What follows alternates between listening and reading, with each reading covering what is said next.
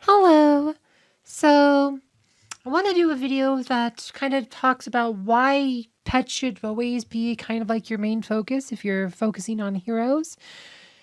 I did like the other day, I did my Spooky Fest shop video and I made the case that you should probably buy chaos particles in most cases. Some people really disagreed with that because they're talking about why you need to have 10 heroes or whatever. Like, you're not going to need. So, here's the thing pets, like, you're going to max out all the skins, all the equipment and stuff on your main 5 to 8 heroes way before you will max out your pets.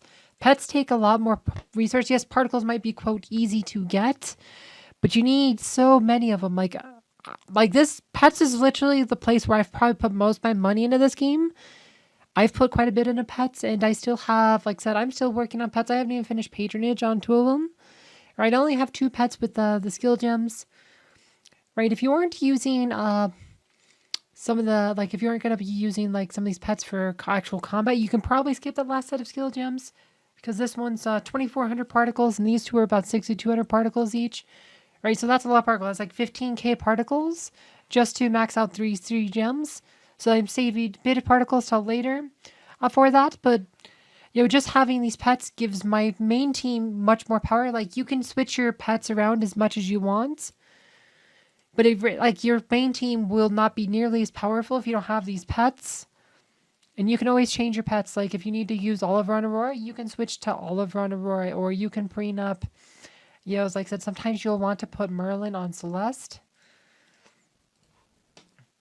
etc. Like, there's just, you want to move around pets as needed.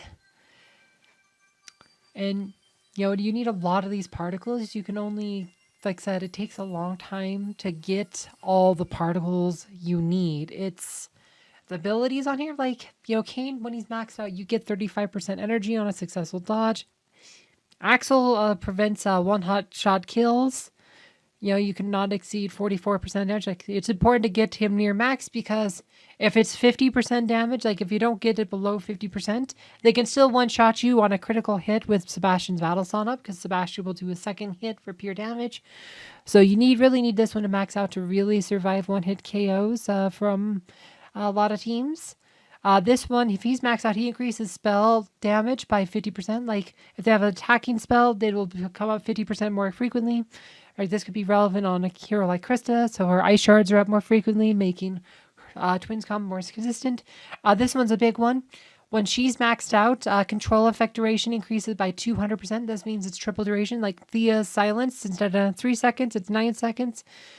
Right, Oliver, he regens a lot more health. Albus gives a big bonus pure damage, 75% when he's maxed out. Biscuit blocks healing, but remember, this one you could probably get away with it being a bit weaker just because of the stuff. But I mean, you still get stats and stuff, right? You still get armor, magic attack again, so you do want that higher. Like I said, maxed out pet is like the equivalent of like 2 skins worth, and like I mean, actually, this is more physical attack than you'll get on a physical attack skin. Right, this is more dodge than you'd get on a dodge, slightly more dodge you get on a dodge skin. So this is essentially like 2 skins worth of stats, maybe a bit better.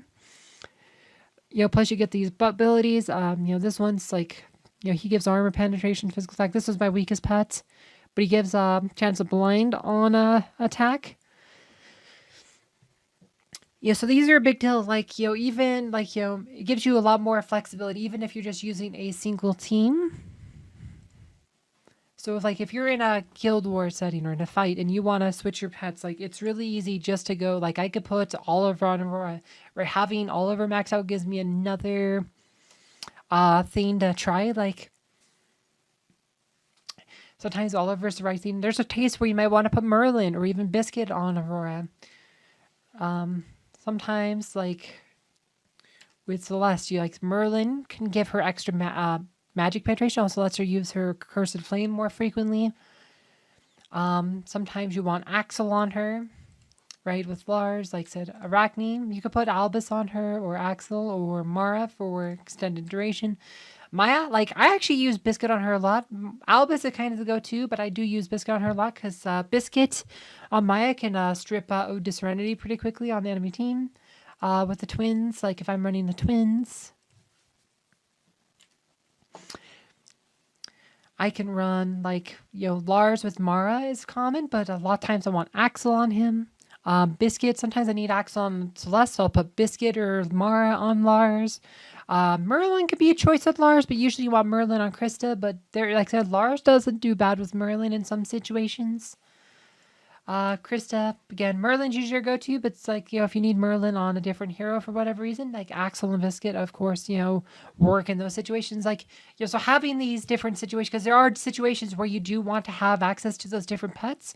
So having access to those different, even if you only have 5 heroes like this, you have more flexibility, right? With Sebastian, I actually have Oliver on him just to help him survive since it's a magic team, but maybe I need to get his Ode to Serenity off just a bit quicker, so I put an Albus on him or a Fenris on him, so that lets him get Ode to Serenity up quicker. Right, these are all valid options, and not having those pets really lowers your ceiling, even if your heroes are completely maxed out. Having pets ends up being more important, and it takes a lot more time to max out a pet, and right, I just don't think for most players, there's really not a lot of reason to max out more than like 5 to 8 heroes for most players. Like once you get, your main 5-6 heroes, just kind of start working one at a time. Yes, so like people are like, oh, Asgard, you can use up to 25 heroes, can't use the same one day. Like, yeah, but you're not going to need 25 heroes to do the much damage you need per day. Like, you're going to be much more effective having one good team than a bunch of mediocre teams. Right? I don't have, like I said, I'm ranked 8th in Grand Arena right now on my server. I still have a bunch of purple heroes in these teams. Right? These are my top 20, power-wise. And some of these heroes are not very strong. Like, he's left in less, he's like 55k power. Like, that's my 18th strongest hero. Like, yeah, so I haven't really invested in a lot of heroes besides my core group. I do have some resources I could put into another hero if I need to.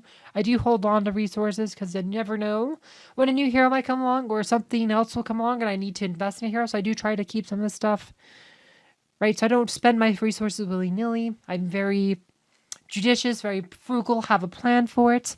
And I do recommend just being really focused on like a single hero team is better, and that's big reason why you want to focus on pets. There's no reason to, right? I said focus on pets is going to be a lot more beneficial to you than focus on hero number 9 or 10 or 12 or 30, which is why it's like you don't really need to go invest in a bunch of skin stones. Like, it's just when you have a choice to pick something from an event like this where you can choose, chaos particles or skin stones. Most time I think it's going to be chaos particles. It's just a better, you just need so many more of them over time. Right, and you can't use, just said, another thing about skin stones, like you can use certificates for them. For most players, you won't get a lot of them, but we do have Winterfest coming up. You can get a lot of certs during Winterfest just by exchanging gifts. You'll probably get a bunch, but you can get 10 or sometimes 50 certs at a time. If you're trading the Titan artifact gifts or something like that, you'll actually get a bunch of free gifts just from like the daily events and from the guild rewards, like from a guild from that. Like so you will probably get some free certs from Winterfest just by virtue of the event. And sometimes, like I said, a lot of players will get several hundred of them, maybe even thousands of them. And you can always trade these for skins. So I think for most players, you're better off getting artifact coins. But there comes a time when you do, like, you're further ahead on artifacts than skins, in which case you want to do skins. Right, for my case, like, I have, like, I'm way ahead on artifacts. On, like, look, I have all these heroes I don't even really use or plan to use with quite a bit of artifact investment. Because I just, was going to use them, or I started to use them and then moved on from them.